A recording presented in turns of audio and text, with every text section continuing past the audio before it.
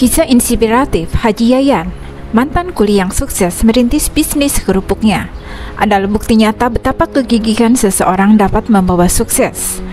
Haji Yayan yang berasal dari Tasikmalaya berhasil mencapai omset luar biasa sebesar 9 juta rupiah per hari dari usahanya tersebut.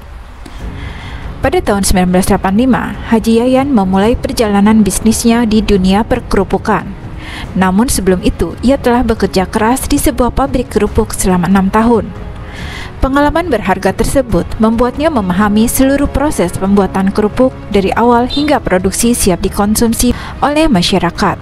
Setelah 6 tahun sebagai karyawan, Yayan akhirnya memutuskan untuk melangkah keluar dari pekerjaannya dan memulai bisnis kerupuk sendiri. Tujuan utamanya adalah tidak hanya menciptakan kesuksesan pribadi, tapi juga memberikan lapangan pekerjaan untuk orang lain.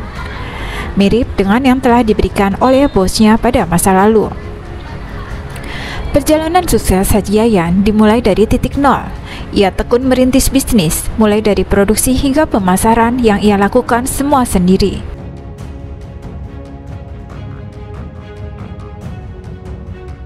Dalam awal perjalanan usahanya, Haji Yayan hanya memiliki modal tabungan sebesar 1,5 juta rupiah.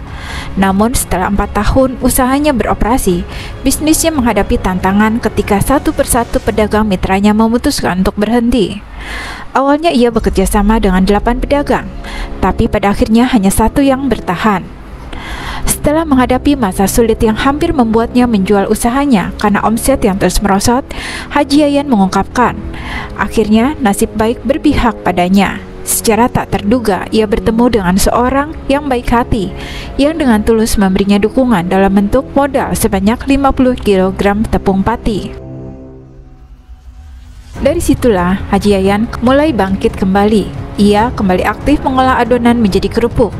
Bersama dengan pedagang kerupuk yang tetap setia mendukungnya, Haji Yayan mengembara dari satu tempat ke tempat lain untuk menjual produk kerupuk hasil produksinya. Meskipun cuaca terik dan pekerjaan yang lelah, ia tetap gigih menjual produknya. Saat ini, Haji Yayan telah berhasil membangun tim pekerja dan jaringan pedagang yang luas. Produksi andalannya adalah kerupuk yang dijual dengan harga Rp300 per buah. Setiap hari, ia mampu menghasilkan sebanyak 30.000 kerupuk. Dengan perhitungan 300 kali 30.000 kerupuk, Haji Yayan meraup omset mencapai 9 juta rupiah setiap hari. Dalam bisnis, yang terpenting adalah ketekunan dan kesabaran. Kesuksesan yang ia nikmati saat ini, termasuk akhirnya memiliki pabrik kerupuk, adalah hasil dari kerja keras di masa lalu. Bagi sebagian besar masyarakat Indonesia, kerupuk telah menjadi satu elemen yang wajib saat bersantap. Mulai dari anak-anak hingga dewasa, semua suka kerupuk. Karena peminatnya sangat banyak, tak heran jika bisnis kerupuk punya prospek yang sangat bagus. Rasa kerupuk yang gurih dan tekstur yang renyah menjadikan setiap suapan makanan menjadi lebih nikmat. Selain itu, bahan-bahan membuat kerupuk relatif murah dan mudah didapat. Jenis-jenis kerupuk pun sangat beragam dan bisa dikreasikan menjadi jenis kerupuk baru. Pecinta kerupuk di Indonesia pun sangat banyak. Tentu saja, peluang bisnis ini pun sangat menggiurkan. Bisnis kerupuk sudah ada sejak lama dan hingga kini usaha ini masih saja eksis, bahkan terus berkembang pesat. Jadi bisa dibilang kalau usaha kerupuk menjadi salah satu bisnis yang tak ada matinya. Karena kebutuhan akan kerupuk yang besar, usaha ini menjadi pilihan bisnis yang sangat menarik. Jenis-jenis kerupuk di Indonesia sangat bervariasi, mulai dari kerupuk udang, kerupuk bawang putih, kerupuk ikan, kerupuk kulit, dan lain sebagainya. Kerupuk biasa dijadikan teman makan nasi atau camilan. Karena potensi yang menguntungkan dan prospek yang cerah, kamu bisa jadikan menjadi ide usaha.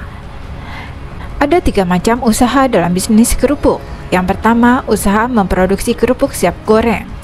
Yang kedua, bisnis menggoreng kerupuk dengan membeli bahan baku, lalu menggorengnya dan mengemasnya untuk dijual. Atau yang ketiga, kamu mulai dengan memproduksi, menggoreng, dan menjual sendiri untuk memperoleh keuntungan yang jauh lebih besar. Setelah mengetahui potensi bisnis kerupuk, tentu hal ini menjadi pertimbangan bagi kamu yang sedang mencari ide atau peluang usaha. Untuk memulai bisnis kerupuk, tidak melulu harus menyiapkan tempat yang luas atau modal yang besar. Tapi sebelumnya, kamu harus memahami tips-tips berikut ini, seperti tentukan target pasar.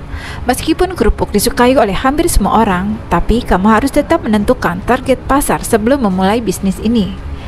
Itu karena setiap orang punya preferensi jenis kerupuk yang berbeda-beda. Cita rasa setiap jenis kerupuk juga tak sama, sehingga penting menentukan perkiraan golongan konsumen, seperti apa yang akan jadi target pasarmu. Misalnya, jika target pasarnya adalah pecinta seblak atau pemilik usaha seblak, yang menjual aneka kerupuk seblak akan menjadi opsi yang tepat. Atau, jika demografi lingkungan terdapat banyak penjual atau warung seperti kedai nasi uduk, penjual nasi goreng, bubur ayam, dan soto, bisa mempertimbangkan untuk menjual kerupuk bawang.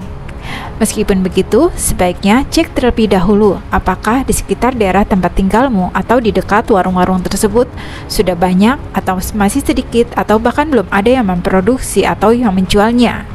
Setelah menentukan target pasar yang tepat untuk bisnis kerupuk, kini saatnya melakukan survei pasar.